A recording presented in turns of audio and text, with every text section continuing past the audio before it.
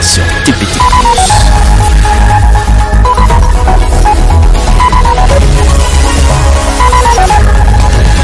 Place Journal.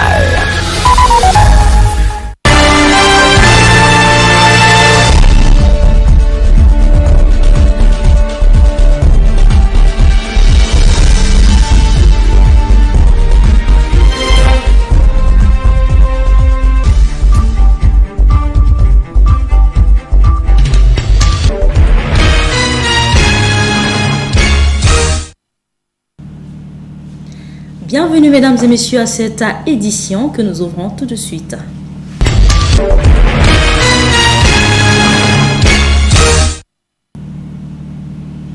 Une fois de plus, bienvenue mesdames et messieurs. Ouvrons ce journal par cette épineuse question de la déscolarisation des mineurs qui semble devenir un problème courant dans notre société. Celle-ci est définie comme le fait de ne plus du tout fréquenter une école.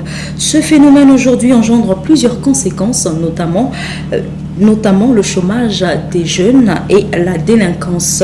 Les parents oublient-ils leur devoir d'éduquer les enfants? Quelles peuvent être donc les causes et les conséquences de la déscolarisation des mineurs? Melchisedek nous en parle. Tout enfant a droit à l'éducation, car c'est un privilège pour un enfant de fréquenter une école pour prétendre réussir dans cette vie. La scolarisation, c'est la voie par excellence pour s'épanouir, se forger une personnalité et une dignité. Mais qu'est-ce qui peut causer ou être à l'origine de la déscolarisation des mineurs dans notre pays? L'on pourra citer entre autres les responsabilités des parents, la galère parentale, les consciences et le désintéressement des mineurs pour leurs études, les mauvaises compagnies, sans perdre de vue les responsabilités ou la démission des pouvoirs publics, garant du droit des mineurs à l'éducation. Voilà qui peut facilement développer certains phénomènes prohibés par la loi, comme les enfants travailleurs ou l'exploitation des mineurs par leurs parents, mais pas seulement. Bien d'enfants ou mineurs se voient obligés, pour justement l'amour des études, de se faire exploiter pour subvenir aux besoins de leurs études, leur réussite étant à ce prix. Le phénomène mariage précoce, encore d'actualité, a entraîné à la déscolarisation pas mal des jeunes filles mineures. La déscolarisation alimente l'analphabétisation. Un pays ne peut pas se développer avec des analphabètes. Certes qu'ils sont utiles car ils peuvent être utilisés autrement, mais le taux élevé des analphabètes n'est pas bon pour le développement d'un pays, lesquels vont donc assurer la relève des cadres d'aujourd'hui. Cependant, tous les enfants devraient avoir accès aux études, au même pied d'égalité, conformément à la Constitution. En effet, l'État a instauré des écoles publiques pour donner certainement la possibilité à tous les enfants pauvres ou riches d'étudier. Il reste donc à parfaire le fonctionnement de notre école publique pour que vive la scolarisation des mineurs au Congo. La loi 3-2003 du 17 janvier 2003 fixant l'organisation administrative territoriale est la loi qui consacre la décentralisation dans notre pays. Les collectivités locales doivent leur développement si et seulement si cette disposition démocratique est pleinement observée. Seulement voilà, la décentralisation peine à être observée au Congo. Le Congo et la décentralisation à quand son effectivité? C'est l'objet de ce reportage de Tivango. Si la décentralisation, c'est l'action de faire cesser la centralisation, et la centralisation, l'action de rattacher à un gouvernement central toutes les forces d'un État, donc le Congo, notre cher et beau pays, n'est pas encore décentralisé. Et pourtant, toutes les conditions ou presque semblent être réunies à l'effet de rendre effective cette notion vitale qui fait vivre la démocratie et développe les collectivités locales. Des collectivités locales dont certaines sont déclarées autonomes. Autonomes dans leur administration des ressources humaines, infrastructurelles et financières. Ainsi, pour la réalisation de cette disposition gouvernementale responsable et démocratique, un certain pourcentage doit être reversé aux collectivités locales découlant des recettes des ressources naturelles que regorgent ces départements. Il peut s'agir du pétrole, de l'or, du bois, du manganèse, de la potasse, de l'océan. La liste est très loin d'être exhaustive puisque le Congo est bien riche. À ce jour, les textes nécessaires à la mise en œuvre de la décentralisation dans notre pays existent. Mais d'où vient-il que ce qui a bel et bien été légiféré fasse encore l'objet des plaidoiries ou des interpellations parlementaires. Le feu vénérable Chikaya s'en est préoccupé avant de tirer sa révérence. Il avait plaidé que soit revue à la hausse la subvention affectée à nos collectivités locales. Je termine, le vénérable président, avec votre autorisation sur les subventions accordées aux collectivités locales. Pour nous, il est important que la décentralisation soit effective. Mais nous constatons que le niveau des subventions qui sont accordées aux collectivités locales est trop faible. Pour pouvoir mesurer notre volonté de doper les collectivités locales, pourquoi on ne conviendrait pas d'un taux à appliquer au budget national de l'État? Il y a un chiffre qui est bien connu universellement et admis, toléré comme tel, 10%. Pour le feu vénérable Chikaya, le pourcentage à reverser aux collectivités locales par le gouvernement central ressemblerait à la dîme, les 10% que les croyants paient à Dieu pour toutes les ressources qu'il bénéficie de lui, mais qu'il a écouté. Les croyants versent 10% à l'Éternel pour tous les bienfaits qu'il nous procure. Mais nous, qu'est-ce que nous accordons à notre pays? Pourquoi ne prendrait pas 10% du budget de notre pays pour constituer la manne à redistribuer aux collectivités locales? Fait de cette manière, chaque fois que le budget devra évoluer, effectivement, les subventions accordées aux collectivités locales évolueraient aussi.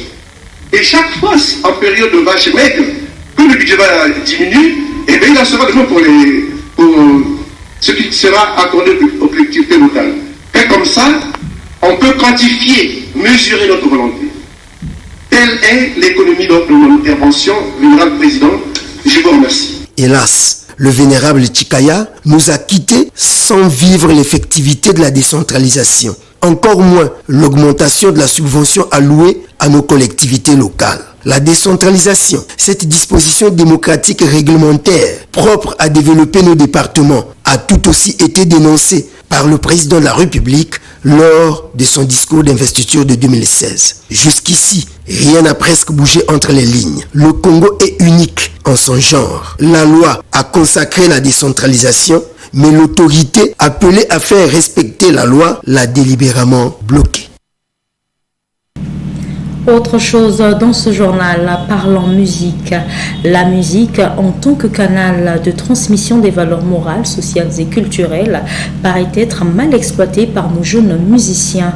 De nos jours, elle semble être considérée comme source de destruction de nos mœurs et autres valeurs culturelles, contrairement à la musique de nos aïeux des années 60 qui édifie bien notre société jusqu'ici.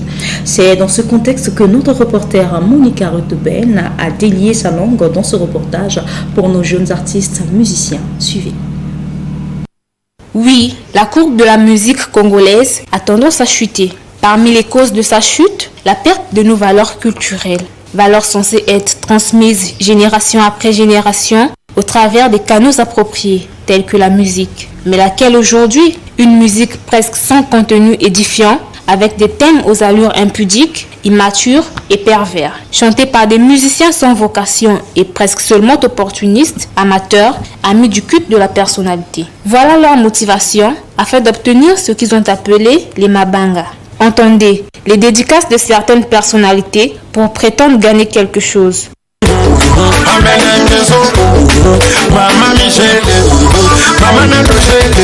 Lorsqu'on sait que c'est transmettre un message capable de construire une bonne identité sociale, politique et culturelle de la nation.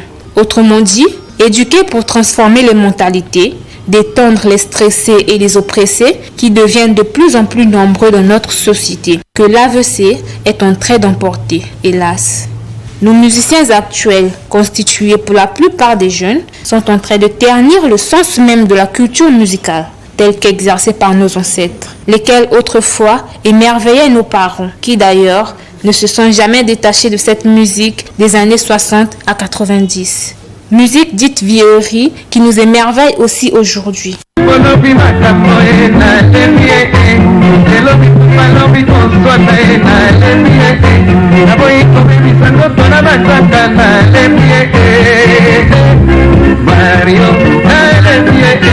Comment alors ne pas être attaché à la rumba, un des genres musicaux qui ont traversé les âges en gardant son succès, qu'au coupé décalé d'aujourd'hui, qui ne sombre net que de l'impudicité musicale, parce que teinté d'insanité. Dans ces musiques, tout semble se résumer autour du sexe. La femme est ici chosifiée. Vous pouvez également remarquer qu'il n'y a plus de complicité entre les paroles, les images et les titres de nos chansons, si ce n'est un bruit assourdissant au point de ne rien comprendre, accompagné des cris mais vide de sens.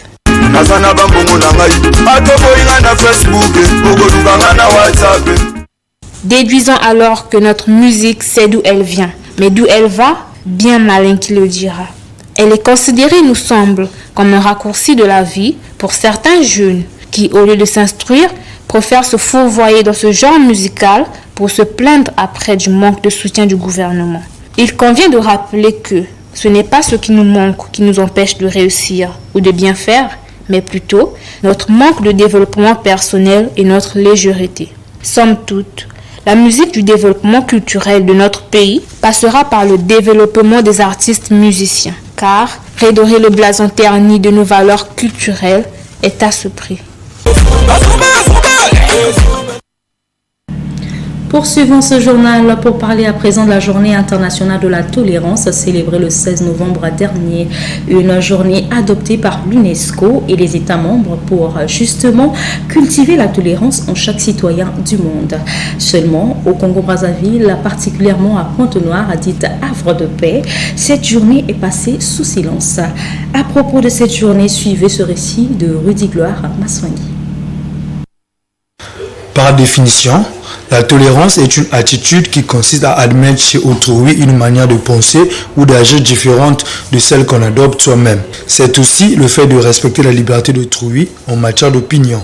Cette journée initiée par l'Assemblée des Nations Unies est une invite aux États membres à célébrer cette journée en s'adressant aux établissements d'enseignement et au grand public.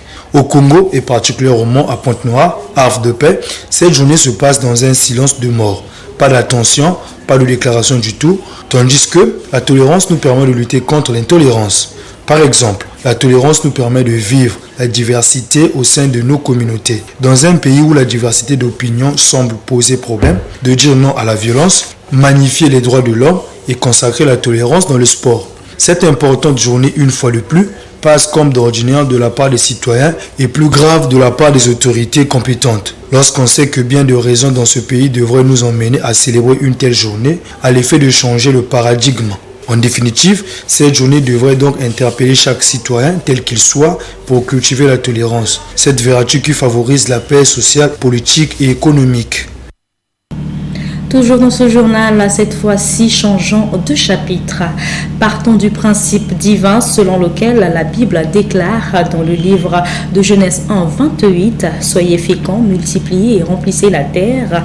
D'aucuns pensent que cette charge de remplir la terre les incombe au point que la planification familiale soit reléguée au second plan. Les naissances sont multipliées quelquefois dans l'extrême pauvreté au détriment de la jouissance des droits des enfants. Multiplication des naissances et crise financière, quelles conséquences? Cette question fait l'objet de ce reportage de Monica Ruthben et Mererska Pakotana. Les conséquences liées au taux de natalité par rapport à la conjoncture actuelle sont visiblement remarquées dans la capitale économique. Un contexte financier qui met les parents sérieusement en difficulté déjà pour payer le loyer, puisque la majeure partie des parents sont locataires. Ajoutez à cela, hélas, la culture africaine en général, congolaise en particulier, de la multiplication des naissances. Des naissances parfois non planifiées deviennent une mer à boire pour les parents. Comme dit un dicton, la table du pauvre est vide, mais son lit est fécond. Car la responsabilité est grande. Il faut nourrir, soigner, vêtir, éduquer, bref. Prendre soin de la progéniture. Comment s'en sortir lorsque la crise financière prend des proportions inquiétantes dans le pays? Voilà qui favorise en bonne partie le phénomène enfant dit de la rue ou enfant en situation de rue. Comme si la rue a déjà mis au monde un enfant. Si ce n'est l'irresponsabilité des parents ou plutôt l'amaigrissement des moyens financiers causés par la crise financière. Je pense bien,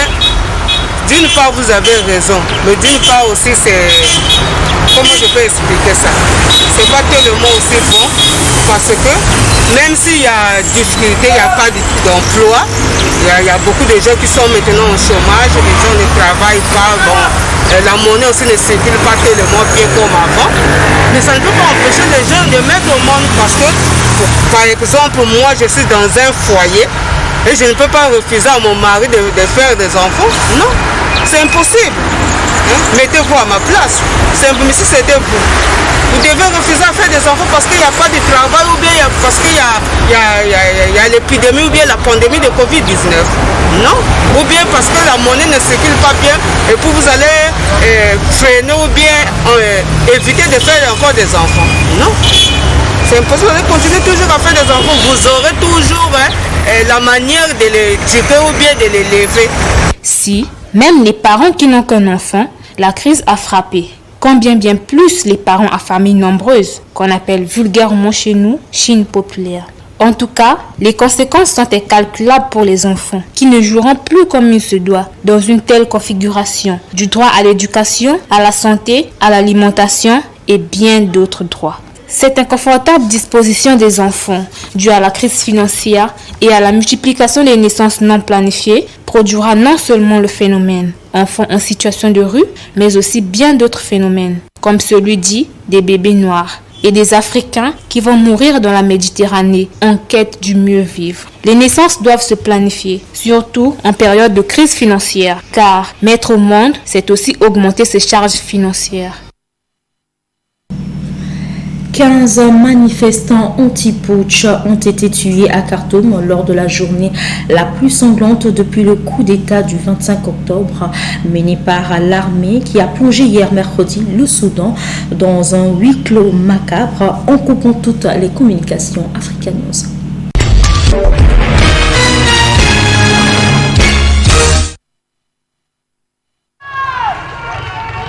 Le bilan des manifestations anti-putsch s'est alourdi au Soudan. Selon un syndicat de médecins, au moins 15 personnes ont été tuées à Khartoum mercredi 17 novembre. Il y aurait aussi, selon des sources médicales, des dizaines de blessés. Le syndicat des médecins accuse aussi les forces de sécurité d'avoir pourchassé les manifestants jusque dans les hôpitaux et d'avoir tiré des grenades lacrymogènes sur les blessés et des ambulances. Il s'agit là de la journée la plus sanglante depuis le coup d'État du 25 octobre. Par ailleurs, le pays était aussi coupé du monde pendant plusieurs heures. Les autorités avaient en effet coupé Internet et brouillé l'ensemble des communications téléphoniques. Mais malgré la répression, le bras de fer entre civils et militaires se poursuit. Les manifestants qui réclament le départ des putschistes depuis plusieurs jours restent mobilisés. Alors qu'aucune solution politique ne semble en vue, les États-Unis continuent d'appeler au dialogue. Le général Bourhan, lui, continue de promettre des élections en 2023 et assure n'avoir agi que pour corriger la trajectoire de la révolution.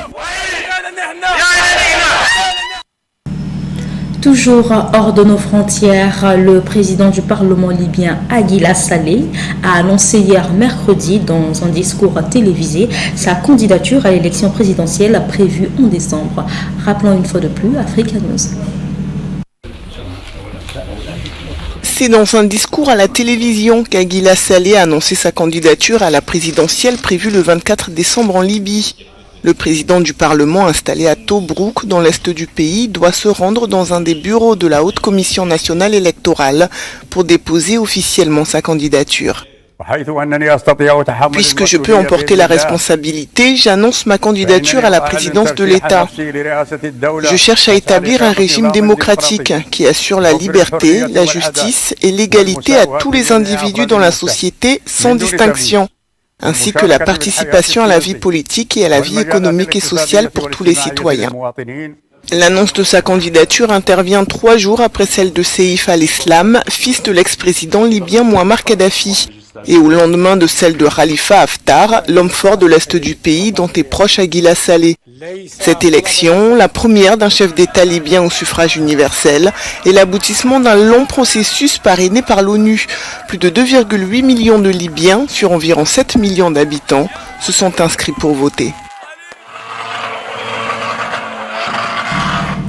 Le Niger est l'un des pays au monde où le taux de mariage précoce est le plus élevé. Il avoisine 80%. C'est ce qui justifie la tenue du 3e sommet des filles africaines qui se tient à Niamey. Africa News, une fois de plus. Le 3e sommet des filles africaines se poursuit à Niamey avec des discussions notamment sur l'accès des filles à l'éducation ou encore le mariage précoce. Avec plus de 2000 participantes venues des 4 coins de l'Afrique et la présence de délégations de tous les pays membres de l'Union africaine, ce sommet est l'occasion de donner un signal fort pour mettre un terme à ces pratiques, mais aussi inciter les gouvernements à adopter des politiques visant à favoriser la scolarisation des filles. Devant le président nigérian et le reste des invités, certaines jeunes filles ont même scandé « Donnez-nous des livres, pas des maris ». Le Niger est cité comme pays champion en matière de mariage d'enfants. Et tous les pays du monde sont regardants par rapport à cette situation qui est en train de miner notre société. Le taux de mariage précoce est passé de 75% à 76,3% aujourd'hui. Avec la crise sanitaire, cette année, le sommet a lieu dans un contexte difficile. En effet, des milliers de filles, surtout au Niger, ont été privées d'école depuis le début de la pandémie, ce qui a renforcé les mariages précoces. Et sans un modèle de politique régionale ou un cadre légal commun concernant le droit des filles à l'éducation ou le mariage précoce, par exemple, les politiques dans ce domaine varient d'un pays à l'autre du continent. Il faut sensibiliser les parents, les jeunes filles, pour qu'ils ne puissent pas être de la débauche, puisque des fois même la débauche ça amène ça, et que les parents ils se disent qu'ils doivent les marier de force, et contre les pratiques néfastes aussi. Maintenant l'État aussi doit adopter des lois, des interdictions pour arrêter ces pratiques. Le message que je lance aux parents et à l'État est qu'ils doivent faire tout pour inscrire leur fille à l'école, car une fille sans éducation, c'est pas vraiment une fille bien. Dans la tête, elle n'est pas bien. De nombreux acteurs sont présents à ce sommet organisé par l'Union africaine et les Nations unies. Les représentants d'organisations féministes attendent particulièrement des actions concrètes et des avancées significatives. C'est la fin de ce journal réalisé par l'ensemble de la rédaction de TPT+. Merci à vous de l'avoir suivi. Je vous retrouve demain. D'ici là, portez-vous bien. Au revoir.